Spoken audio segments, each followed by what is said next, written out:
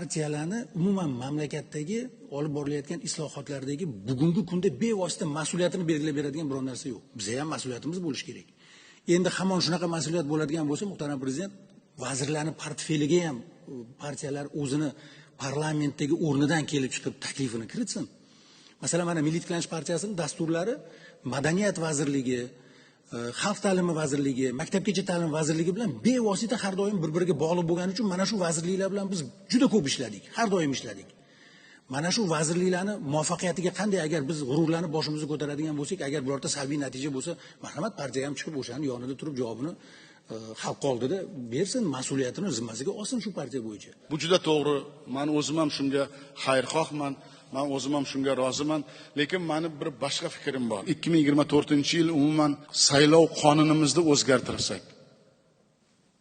o'zgartirsakda majoritar bilan proporsionalni joyiga qo'ysak.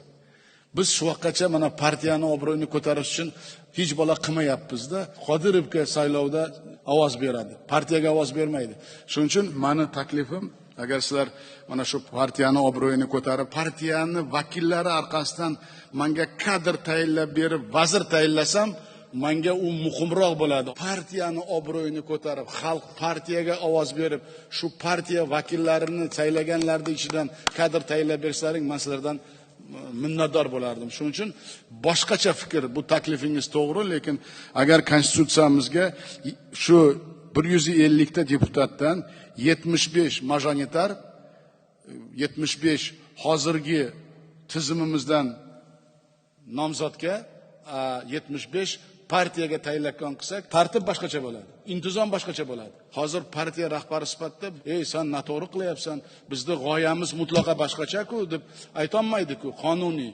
Agar biz mana shu qonun nuqtai nazarida konstitutsiyaga muhrlab qo'ysak, men o'ylayman, o'shanda bizning ham sifat darajamiz, konstitutsion sifat darajamiz, mana shu partiyaviy daxldorligimiz va uni tarbiyasiga e'tibor qilib partiyaga ovoz bersa, men o'ylayman, hozirgi munosabat va dunyo hamjamiyatiga tayyor bo'lgan bo'lib, mana shu taklifingizga mana shunday javob bergan bo'lardim, agar sizlar rozi bo'lsalaring.